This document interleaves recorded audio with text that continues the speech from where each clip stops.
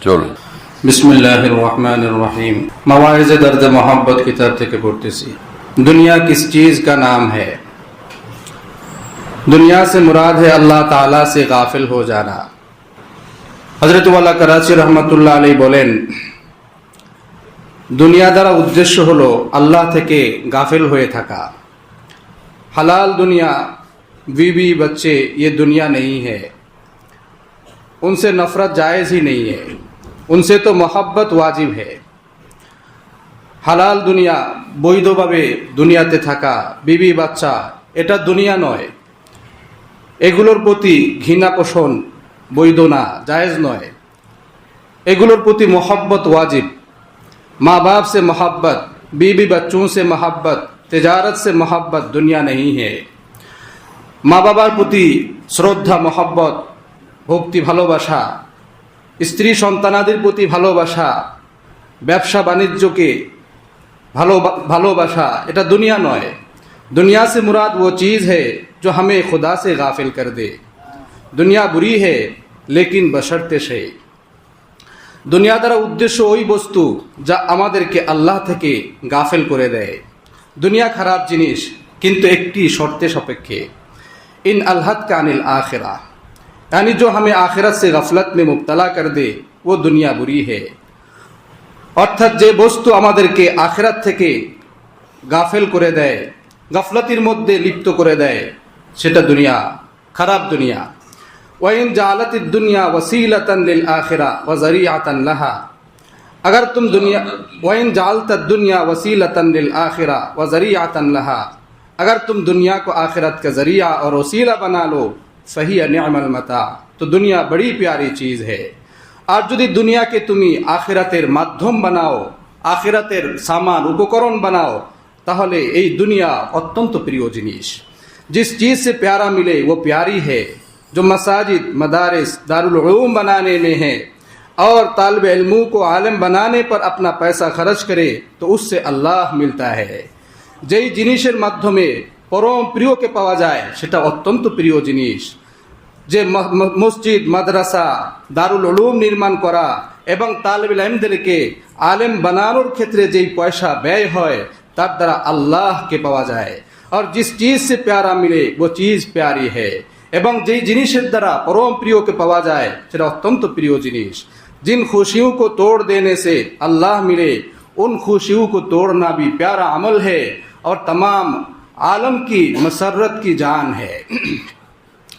যেই খুশিকে বর্জন করার দ্বারা আল্লাহকে পাওয়া যায় সেই খুশিকে বর্জন করা এটা অপ্রিয় আমল এবং সমস্ত জগতের মধ্যে খুশির আসল লক্ষ্য উদ্দেশ্য।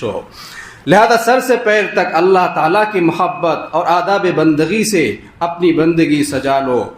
এই জন্য মাথা থেকে পা পর্যন্ত আল্লাহর মহব্বতের দ্বারা এবং বন্দিগির আদবের দ্বারা নিজের বন্দিগিকে সাজিয়ে নাও। बेटी को तो ब्यूटी पार्लर ले जाते हो कि दामाद पसंद कर ले, तो शेख पर भी वाजिब है कि अपने मुरीदों को बार बार कहे कि सर से पैर तक सूरत और सीरत ऐसी बना लो कि अल्लाह तुम्हें प्यार कर ले। নিজের মেয়েকে তো বিউটি পার্লারে নিয়ে যাও যাতে করে জামাই সে পছন্দ করে।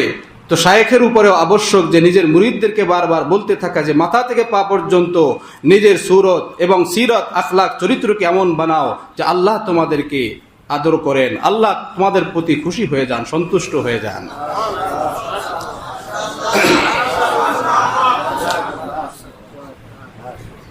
और अल्लाह वाले ये भी बताते हैं कि रूहानी हुस्न में अगर कभी नक्स पैदा हो जाए, यानी अल्लाह ताला की मोहब्बत के हुकूक में अगर कभी ख़ता हो जाए तो तौबा करके अल्लाह से दोबारा रिश्ता जोड़ लो।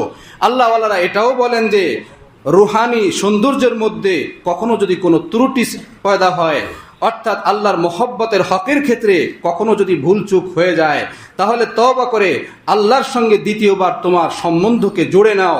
इसका नाम अल्फी है। अगर गिलास टूट जाए अल्फी लगा दो तो दोबारा जुड़ जाता है। এটার নাম হলো যুক্তকারী জিনিস। আর যদি গ্লাস ভেঙে যায় তাহলে যুক্তকারী বস্তু জিনিস আঠা লাগিয়ে সেটাকে ठीक करे नेवा है। इसी तरह तौबा अल्लाह के रास्ते की अलिफी है।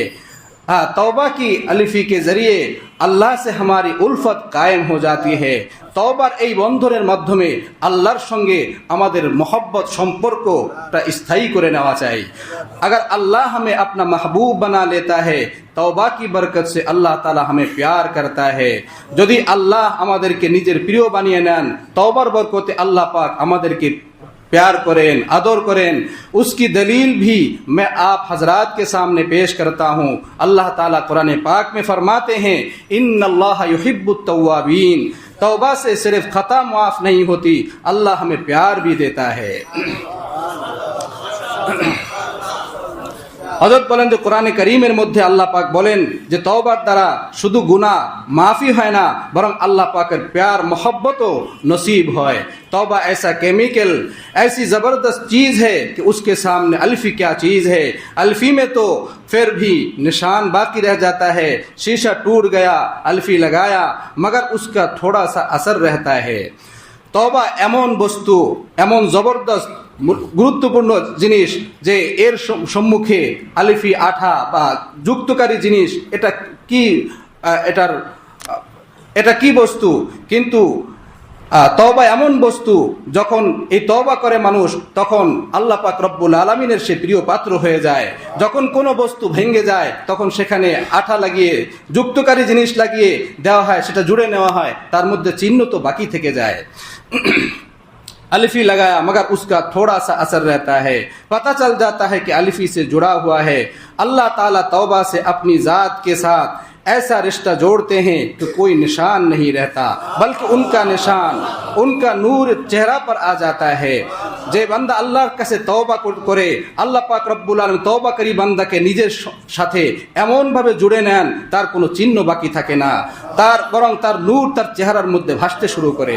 और तौबा करने वाले को देखकर अल्लाह